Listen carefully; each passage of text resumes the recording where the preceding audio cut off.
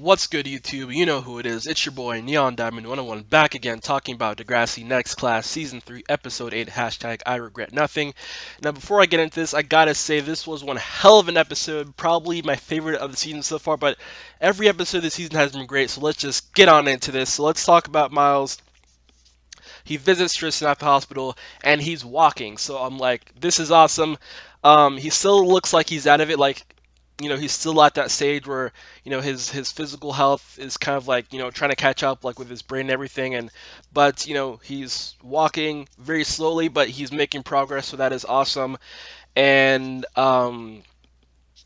he communicates to Miles on this like computer because obviously he can't speak yet.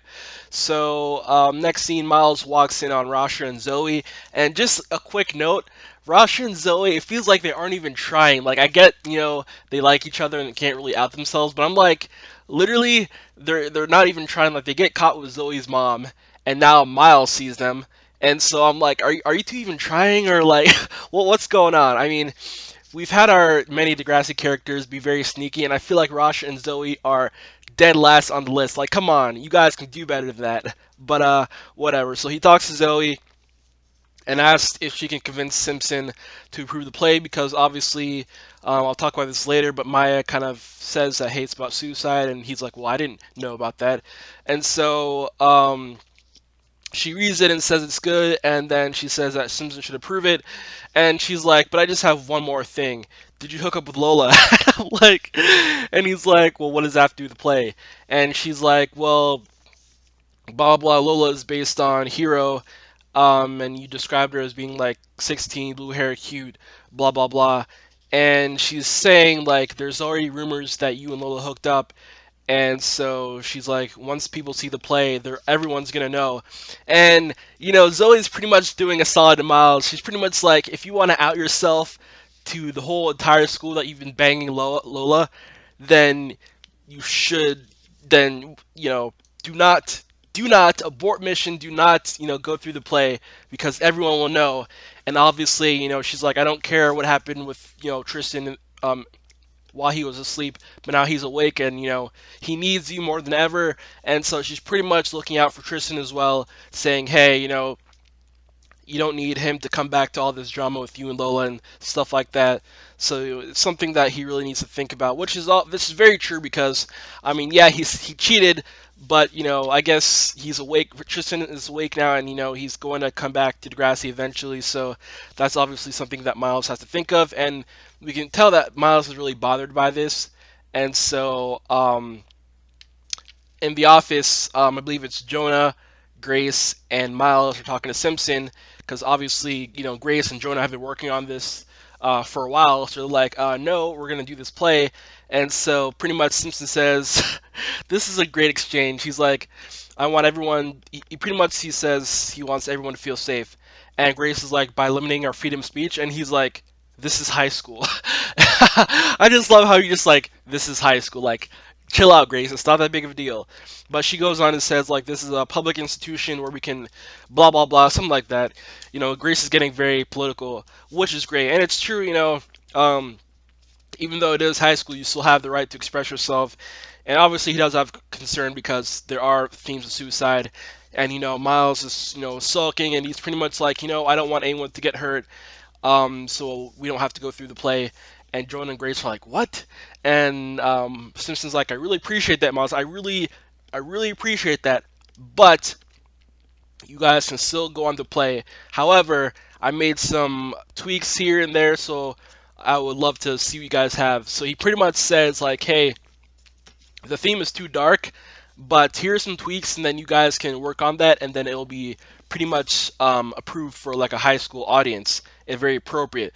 So Jonah like thanks Miles. He's like, yeah, good idea, trying to get sympathy and acting like you weren't gonna, or something like that. So Miles tries to back out, and it backfires. So looks like the play is going on, and we'll see what happens with that. I'm excited to see what happens. Now let's talk about the next storyline. We're back with Principal Simpson talking to Maya about the pictures that she's taken. I believe the ones that she sent to Grace, where she's like with her blood and everything. And the counselor says, "Hey, your grades have been down. You're skipping class. You're not hanging out with your normal friends, your crew, your posse." And Maya's like, "Have you been stalking me?" And quick note, I don't know if you guys remember this, but for some reason this reminded me of, if you guys remember, like back when Claire, and I think there was like a new principal at Degrassi, and like someone was like spying on Claire. I thought, I just I can't even speak. That that reminded me of that. I don't know why. Like when Claire was being spied on, and they had like, I think they had like cameras or microphones or something weird. But yeah, so Maya's like, "You've been spying on me," and pretty much they've seen a change, and also her mom's there, and pretty much Simpson suggests that she moves schools, like maybe a change of scenery would do her good, and Maya says, "Well, this is my senior year, I'm going to graduate," and pretty much I think her mom chimes in and says, "Well, like with your grades, you're not going to," and so she's like, "I'll do whatever to stay." And she pretty much puts on this face. We can see through it, obviously. And so next scene, Maya happily goes up to Grace and Jonah and says she can help the play, and pretty much they're like, "Oh, hey, it's like you've been MIA for a while, and now you've come back." And so pretty much Grace goes off on Maya, says she's a terrible friend. Maya says, things have been hard, and then Grace says, with my lung situation and finding out that I only have 3 years left, yeah, life is really hard for you. And so Maya's like, "I didn't know." And so that's when Grace says she's a terrible friend, and Maya's like, "So what can I do?" And she's like, "I don't want you." Grace says that she doesn't want Maya in her life, and so Grace leaves, and then obviously Jonah leaves, and Jonah does that typical like look, like when your friend's pissed off at someone and you look at them, like you look at the person they're upset at. So he gives her like that mean look, like not the mean look, but he just gives her that look, like who are you? Like we don't even know you anymore. So it's a terrible look, and obviously Maya feels really crappy, and we've definitely seen like Maya has really changed, and it sucks because like no one's really trying to get to know her. They're just saying, "Oh yeah, we want the old Maya back, this or that," and that kind of sucks. So Zig talks to Maya in the hallway. She kind of like runs off, but he's like, "Hey, you can't get off that easily." She's upset that Grace hates her and that she feels like she's failing everyone. And this is the key line that I really, really enjoy. She says, "I don't feel," she says, she doesn't feel sad. "I feel numb." And that is like literally like sirens. That is like a red flag for depression, I feel like. And I've hinted at this before where it seems like she has survivor's guilt, PTSD, and depression. Like they're all like kind of mixed in together. And so she doesn't feel sad, she feels numb. Like that is just terrible. And like just feeling numb, it's like you don't feel anything, so like anything can phase you. And so he tickles her, he's like, "Yeah, obviously you felt something." And then she's like, she tells Zig that she misses him, and she says she wishes things could go back to the way they were. Then she kisses him, and Zig has been in some situations where he's kissed girls that he shouldn't. I mean, he kissed Maya way back when he was dating Tori, and then obviously kissing Zoe when Maya was with Guyliner recording music in New York or something. So I actually thought Zig would welcome the kiss, but no. I guess Zig has evolved. Bravo, bravo, Zig. And so, but I'm not gonna lie. I did want them because in that small moment where she's like, "I miss you," and I wish I could go back to things. Because if you guys remember, like Zig and Maya, like they worked really well. Like despite towards the end he was insecure and stuff like that, but Zig and Maya really worked, and so and plus they were like friends for like ever. So it just kind of sucked because even though and he confirmed that he's dating Esme, so Esme and Zig were friends with benefits. Now they're dating. So Esme sees them, and then Maya just leaves. And then she's standing in the hallway later, and Esme like bumps her shoulder, and then I think she sees Grace or whatever, and she's just like looking at all these people who are like who hate her. And so Mr. Perino says, "Aren't you gonna go to class?" She's like, "Yeah." And then she skips, and then she kind of has this vision where she's like about to jump in front of a car, which is really scary. And then Saad talks to her. He says, "I thought we were friends. You've been ignoring my calls." She tells Saad that her mom thinks that he's a bad influence. And like I said, I like Saad. I think he has no clue what is going on with Maya. Like for him, it's just art, and he's like, yeah, well, you said the pictures made you feel better, and she's like, well, they made me feel something. It probably wasn't good. So later, she goes home and she's deleting all the numbers off her phone, and her mom walks in and sees, and she's like, "Is this you trying Maya?" And then Maya like breaks down and says, everyone wants the old Maya back, but I'm not sure I can get her. And she has this really emotional breakdown where she's like, "Yeah, I need help." And that was really surprising to see because I felt like Maya would go down the spiral. I mean, there's still 2 episodes left, but the fact that she reached out for help really speaks volumes. I just hope that this ends well, because obviously she's going through some deep, deep issues. So, in the final storyline, Lola is waiting for a pregnancy test, and Lola and Shay are kind of, whispering in the background. Lola's in the stall. Um, and pretty much Frankie and Shay are kind of like, it's probably someone embarrassing, like the father, because Lola hasn't disclosed that information. I think Frankie would feel some type of way if she was like, "Yeah, it's your older brother Miles." Like what? like that would mess up their friendship. I mean, you can't go back from that. I mean, yeah, the fact that if Frankie ever found out, that would just be crazy. So they're probably. I like this line. They're like, it's probably someone embarrassing. And then she's like, Baz, like, literally, Baz cannot get a break. Like, Baz is literally like the comedic like relief or like the punchline throughout every episode. Like, even when he's not there and when he's mentioned, it's like in a not good light. So she learns that she's pregnant, but she lies to Frankie and Shay. One day leave, she looks at the test, and I'm like, obviously she's lying. It says yes plus. So she tries to talk to Miles, asks for a ride downtown. He pretty much blows her off, and we've seen this Miles before, the old manipulative Miles, and he's like, yeah, we can't hang out anymore. But she's really like, hey, can we just talk? And he's pretty much like, maybe you can get a bus or something. And that felt really bad because she's literally like so vulnerable, and they had like such a great connection for Miles just to shit on her. And I do admit, Miles has been going through some stuff, obviously with Tristan, so he's not in the right headspace. But I still wish Miles was there for her. So Yo comes in afterwards and asks about the project, and then Lola says she forgot it or something, and she's like, "You're so careless." And then she says, I think she asked Lola if she can meet her at lunch. Lola says she has to do something, and she's like, "What's more important? This is like 50% of her grade," and she's like, "I'm getting an abortion." And then Yale asks if she has anyone to go with her. She says no, and then she decides to get an Uber with Yale. Outside, they talk. They have like this more like nice talking. I think like Lola and Yale will be great friends, because Yale's mentioned in the past that she really doesn't have anyone else to hang out with besides the guys. So I think this is the start of a great friendship. Very unlikely. They're very two opposite people, but I think this is the start of a good friendship. So I really enjoyed how Yale was there for her, even though they really don't know much about each other. I mean, prior to this, I don't think they were really friends.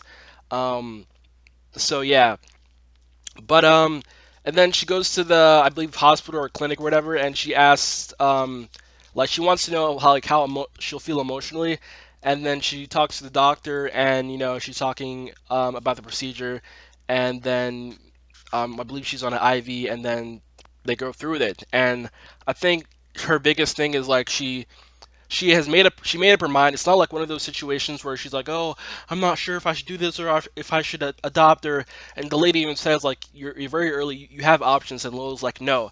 And I really like how like she knew what she wanted, and there was no, "Oh, maybe I should take a few days." No, Lola knew what she wanted. She was very direct with herself, and she knew that I do not want this. And I really commend her on that, because I think a lot of times with females, obviously, I mean, I'm not female, so I don't really have that direct perspective, but it seems like from society, people want to have abortion as something you should question, like, "Oh, you did this, you should question yourself." But no, whether you're morally sound, or you think, "Oh, it's gonna kill a fetus or baby," or whatever you think it is, like, I believe it is the woman's choice, and Lola had a choice.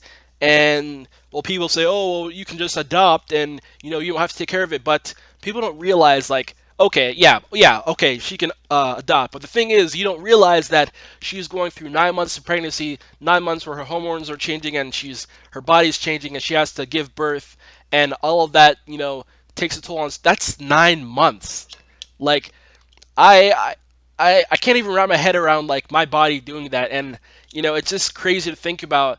And obviously, me being a male, I'll never experience anything like that. But I just really commend Lola for being very direct and knowing what she wants. Now, when Yale was asking her, and I think Yale was also kind of like, "Well, are you sure?" kind of thing. And I think that's like I said, like society wants, "Oh, are you sure you want to do this?" And it's like, yeah, like she can be confident. It's not something you have to be, oh, I don't know if I should do this, but I'm gonna like. She was very direct in what she wanted. Let me know what you guys think. Do you think she should have kept it? I know we've had these storylines in Degrassi before, where people get pregnant. I mean, just in real life in general. Um, Curious about what your opinions are, but I do like how Lola was very like confident in her decision. So that's all is good. And also Yale kind of mentions it like um, doing what's best for you. And I think Lola asked, "What would you do?" And she's like, "Well, it's not really. It doesn't really matter what I would think."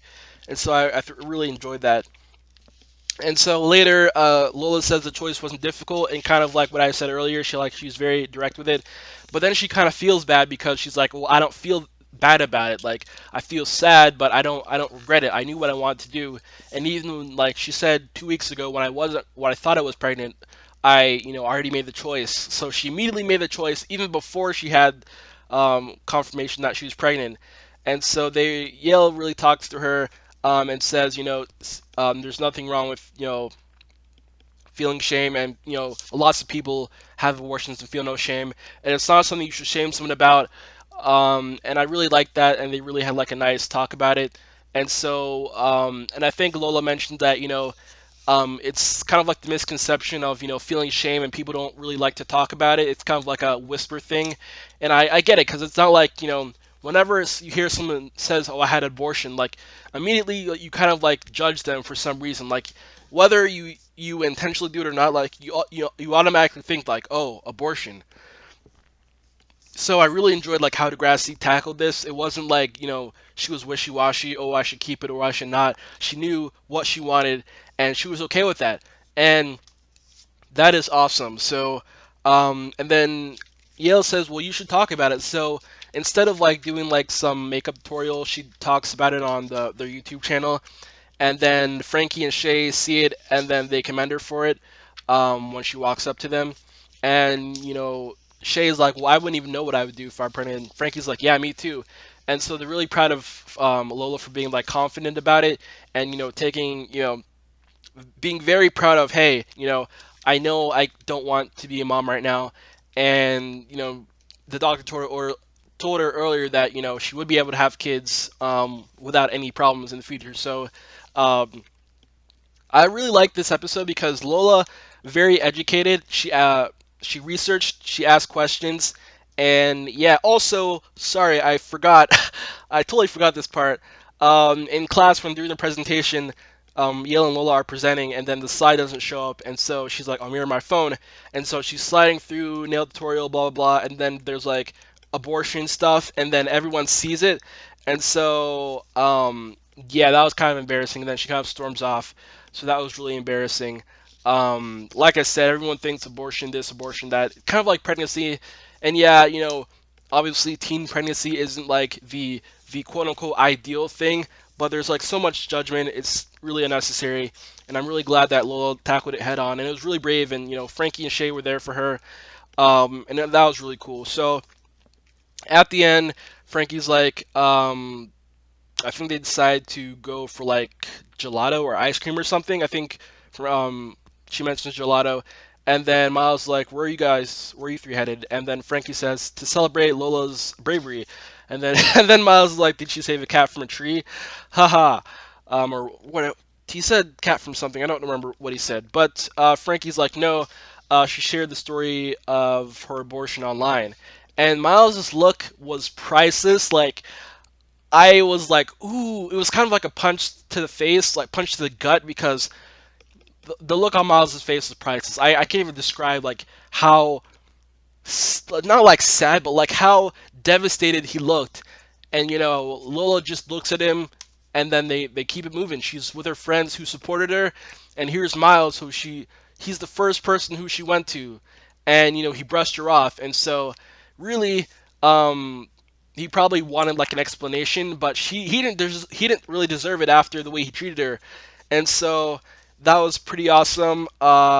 Really great episode. I mean, just the look on his face was like so well done. Again, Eric Osborne is a fantastic actor, and so I really enjoyed the whole episode. Was great. Lola, um, the actress who plays Lola, Amanda something, I don't remember, but she's also fantastic. The whole episode was really great, and speaks to I regret nothing, and pretty much Lola has no regrets, and I think one of the things is if you don't feel any shame, no one's going to like bother you about it. It's kind of like when you're wishy-washy and people are like, oh well, you should have done this, and oh you regret this, and oh you'll regret this. No, Lola doesn't regret it. She did what was best for her, and that is awesome. So I really enjoyed this episode. Probably my favorite of the season. Probably one of my favorite Degrassi Next Class episodes ever. And yeah, it was a good episode. And yeah, what do you guys think? Comment below. Thank you all so much for watching. It's been your boy Neon Diamond 101. Peace.